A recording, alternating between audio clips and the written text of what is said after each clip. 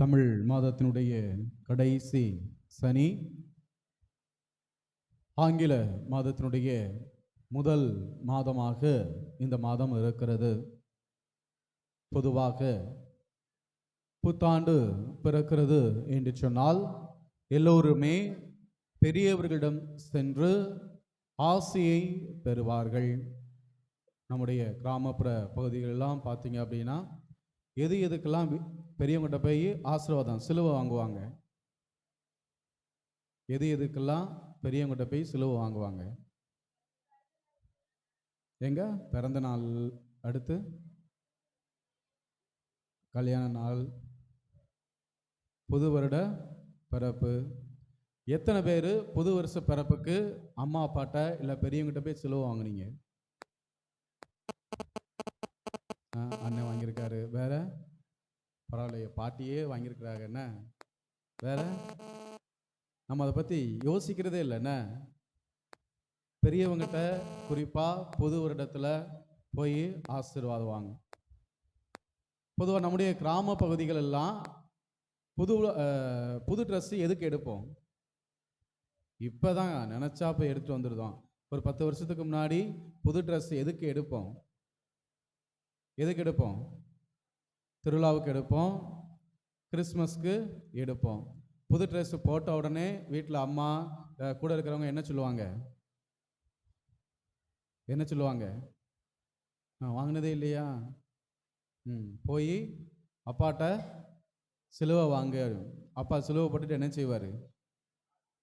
செய்வார்? காசு கொடுப்பார். அதனால தான் இப்போல்லாம் என்ன செய்யறதில்ல, யாரும் சிலுவையே போடுறதில்ல. சிலுவை போட்டால் என்ன பண்ணணும்? காசு கொடுக்கணும். இயேசுவில் பிரியமானவர்களே, இது நம்முடைய தமிழ் கலாச்சாரத்திலே, குறிப்பாக நம்முடைய கிராம பகுதிகளிலே இருக்கக்கூடிய ஒரு நிகழ்வு. ஏதாவது ஒரு புதியவற்றை நாம் தொடங்குகின்றோம், அல்லது புதிய ஆடை அணிந்திருக்கிறோம், பிறந்த நாள் வந்திருக்கிறது, திருமண நாள் வந்திருக்கிறது என்று சொன்னால் நாம் சென்று பெரியவர்களிடம் ஆசியை பெற நாம் ஆசைப்படுகின்றோம். இந்த மாதம் ஜனவரி மாதம், ஆண்டினுடைய முதல் மாதம். நீங்கள் எல்லாம் இங்கே எதுக்காக வந்திருக்கீங்க?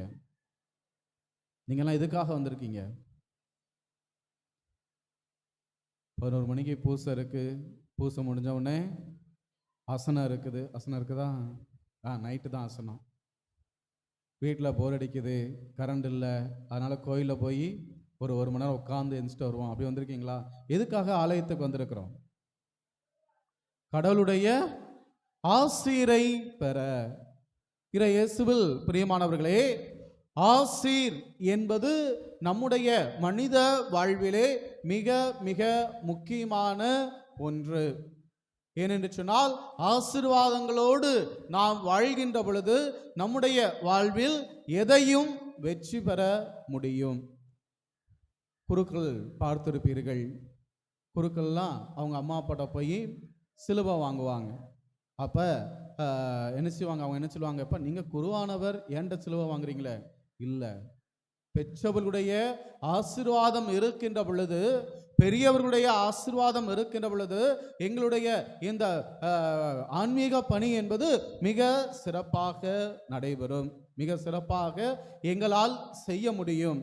அதே போன்று மனிதர்களாக பிறந்திருக்கக்கூடிய நம் ஒவ்வொருவருக்குமே ஆசீர் இருக்கின்ற பொழுது, குறிப்பாக கடவுளுடைய ஆசீர் இருக்கின்ற பொழுது நாம் என்னாலும் நமது வாழ்வு வளமாக இருக்கும்.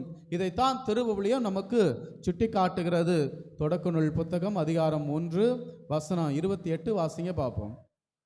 கடவுள் மனிதனை படைக்கிறார், படைச்சிட்டு அப்படியே விடலை. என்ன செய்யறான்னு பாருங்க. தொடக்க நூல் புத்தகம் அதிகாரம் 1 வசனம் 28. கடவுள் அவர்களுக்கு ஆசி வழங்கி பழுகி பெருகி மண்ணுலகை, சத்தமா சொல்லுங்க, கடவுள் அவர்களுக்கு ஆசி வழங்கி பழுகி பெருகி மண்ணுலகை நிரப்புங்கள்,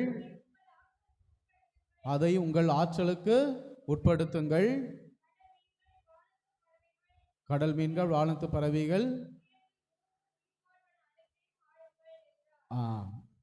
கடவுளுடைய ஆசீர்வாதம் அவருக்கு, அந்த மனிதர்களுக்கு, ஆதாம் ஏவாளுக்கு இருந்ததனுடைய விளைவு என்னன்னு பாருங்க. அப்படின்னா, இந்த உலகத்தில் இருக்கக்கூடிய அனைத்து உயிரினங்களையும் அடக்கி ஆள்வது. அன்புக்குரியவர்களே, மனிதனுடைய அதிகாரத்திற்கு உட்பட்டதாக மனிதனுடைய எல்லாவற்றுக்கும், எல்லா உயிரினங்களும் மனிதனுக்கு கீழ் இருக்கின்ற வரைக்கும் அக்கடவுள் ஆசி வழங்கி இருக்கின்றார். கடவுள் இந்த உலகத்தில் கடவுள் படைத்த முதல் மனிதனுக்கு அவர் கொடுத்த ஆசி, அந்த ஆசின் வழியாக அவர் இந்த உலகம் முழுவதையுமே அவர் ஆள்வதற்குரிய ஆற்றலை பெறுகின்றார். அன்புக்குரியவர்களே, இரண்டாவதாக நாம் பார்த்தோம் என்று சொன்னால், ஆபிரகாம், கடவுள் ஆபிரகாமை அழைக்கின்றார்.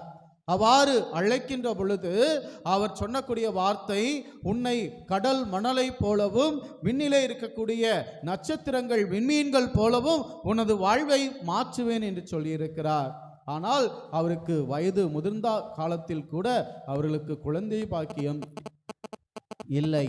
எனவே கடவுளை நம்பிக்கையோடு அவர் எதிர்நோக்கி இருக்கின்றார்.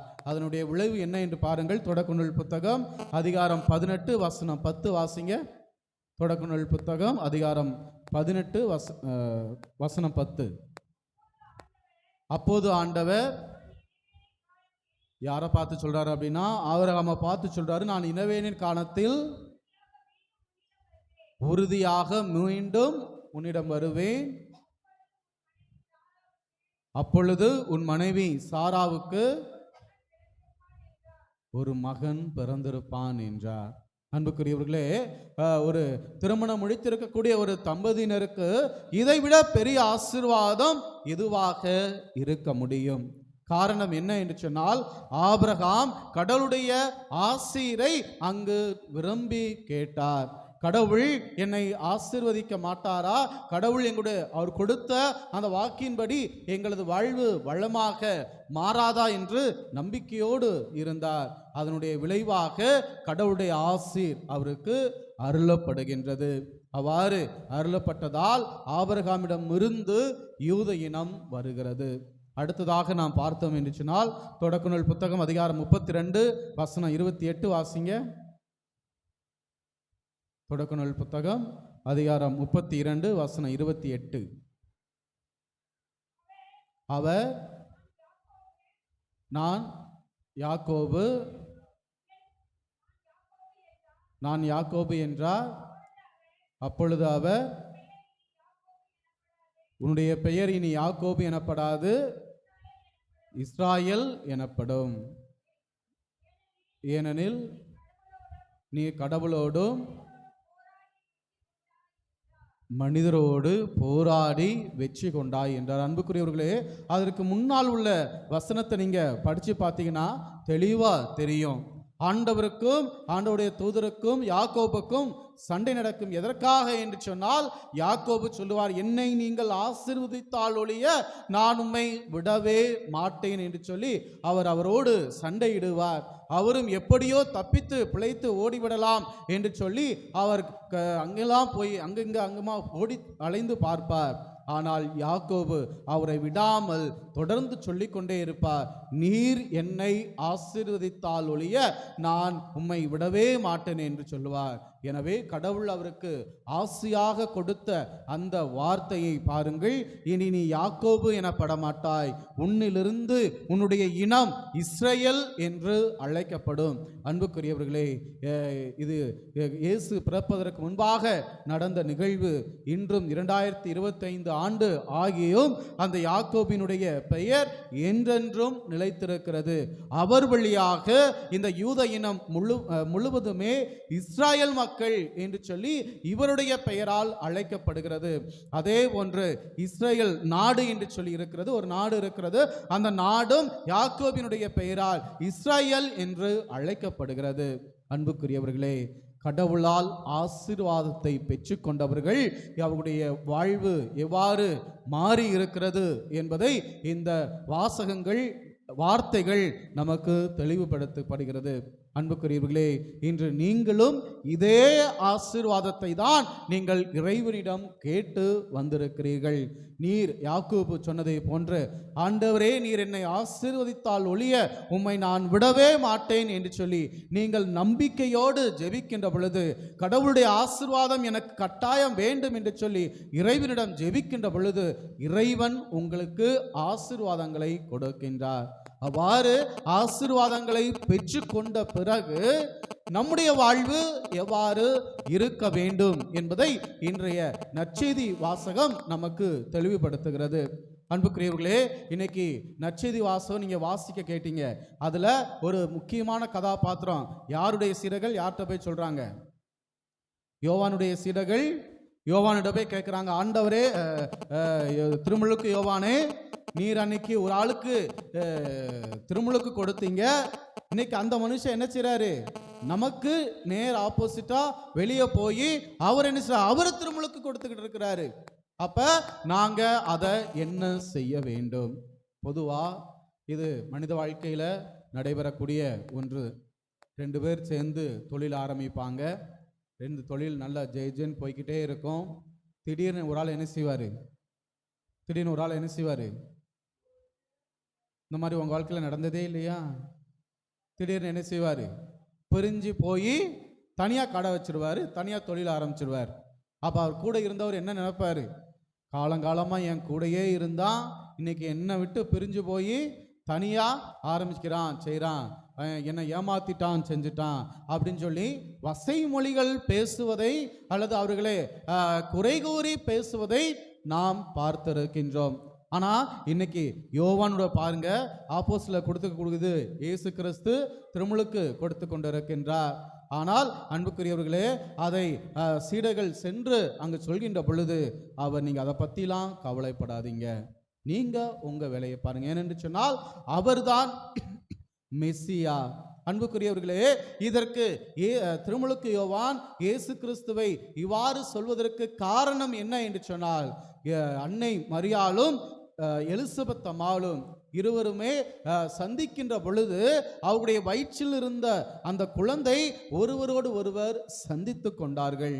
அவ்வாறு சந்தித்து கொண்டிருக்கின்ற பொழுதுதான் ஒருவேளை அவர்களுக்குள்ளே அவர்கள் பேசி இருக்கணும். எவ்வாறு அன்னை மரியாளும் எலிசபெத் அம்மாளும் ஒருவரை ஒருவர் பேசிக்கொண்டு கடவுளை போற்றி புகழ்ந்தார்களோ, அதே போன்று திருமுழுக்கு யோவானும் இயேசு கிறிஸ்துவும் ஒருவரை ஒருவர் பார்த்து பேசி இருக்க வேண்டும். எனவேதான் திருமுழுக்கு யோவான் இயேசு கிறிஸ்துவை விட்டு கொடுக்காமல் பேசுகின்றார். காரணம், கடவுளுடைய ஆசீரை அவர் பெற்றிருந்தார், அந்த ஆசையை அவர் மற்றவருக்கும் கொடுக்க ஆசைப்பட்டார். எனவேதான் திருமுழுக்கு யோவான் இறந்ததை கேள்விப்பட்டு இயேசு தனிமையான இடத்துக்கு செல்கிறார். மத்தேயு நற்செய்தி அதிகாரம் 14 வசனம் 12, 13 வாஸ்து பார்த்தோம் அப்படின்னா 12ல் சொல்லப்பட்டிருக்கும், திருமுழுக்கு யோவானுடைய உடலை சீடர்கள் பெற்றுக்கொண்டு அங்கு சென்று அடக்கம் செய்தார்கள் என்று இருக்கும். 13வது வசனம் பார்த்தீங்க அப்படின்னா, இதை கேள்வியுற்ற இயேசு தனிமையான இடத்திற்கு சென்றார் என்று சொல்லி திருவிவிலியம் நமக்கு சுட்டி காட்டுகிறது. அன்புக்குரியவர்களே, இதையெல்லாம் எதை குறிக்கிறது என்று சொன்னால், கடவுளுடைய ஆசீரை பெற்றவர்கள் ஒருவரை ஒருவர் ஏற்றுக்கொள்ளக்கூடிய மனநிலையில் இருப்பார்கள். இன்று நீங்கள் எல்லாம் வந்திருக்கிறீர்கள் என்று சொன்னால், கடவுளுடைய ஆசீரை நீங்கள் பெற வேண்டும் என்று நம்பிக்கையோடு வந்திருக்கிறீர்கள் என்று சொன்னால், கடவுள் உங்களை ஆசீர்வதிக்கின்றார். இந்த 2025ஆம் ஆண்டு புதிய ஆண்டிலே நீங்கள் கடவுளை தேடி வந்திருக்கிறீர்கள். பாதுகாவலராக இருக்கக்கூடிய புனித மிக்கேல் அதிதூதரை தேடி வந்திருக்கிறீர்கள். தாய் பரலோக மாதாவை தேடி நீங்கள் வந்திருக்கிறீர்கள். எதற்காக வந்திருக்கிறீர்கள் என்று சொன்னால், இவர்கள் வழியாக கடவுளுடைய ஆசீர் உங்களுக்கும் உங்களுடைய குடும்பத்திற்கும் உங்களுடைய பிள்ளைகளுக்கும் உங்களுடைய உறவுக்காரர்களுக்கும் வேண்டும் என்று சொல்லி நீங்கள் வந்திருக்கிறீர்கள். கடவுள் உங்களை ஆசீர்வதிக்கிறார். நீங்கள் எதிர்பார்த்த இந்த ஆண்டிலே நீங்கள் திட்டமிட்டு வைத்திருக்கக்கூடிய அனைத்து நல்ல காரியங்களையும், அத்துணை சுப காரியங்களையும் கடவுள் இந்த புனிதர்கள் வழியாக நிறைவேற்றுகின்றார். ஆனால் ஒன்றே ஒன்று, நீங்களும் கடவுளிடம் பெற்றுக்கொண்ட அந்த ஆசையை பிறரோடு பகிர்ந்து கொள்வதற்கு நீங்கள் தயாராக இருக்க வேண்டும். ஒருவரை ஒருவர் ஏற்றுக்கொள்ள முன்வர வேண்டும். எவ்வாறு திருமுழுக்கு யோவான் இயேசு கிறிஸ்துவை ஏற்றுக்கொண்டாரோ அதே போல இயேசு கிறிஸ்து திருமுழுக்கு யோவானை ஏற்றுக்கொண்டாரோ அதே போல நீங்கள் ஏற்றுக்கொள்கின்ற பொழுது உங்களுக்கும் இவர்களுக்கு கொடுத்த அதே ஆசிரை கடவுள் உங்களது வாழ்வு வழியாக வளப்படுத்துவார். எனவே நீங்களும் கடவுளுடைய ஆசிரை பெற்ற மக்களாக பிறருக்கும் நீங்கள் ஆசியாக விளங்க தொடர்ந்து இந்த திருப்பலியிலே மன்றாடுவோம். இறைவன் உங்களை ஆசீர்வதிக்கட்டும். ஆமென்.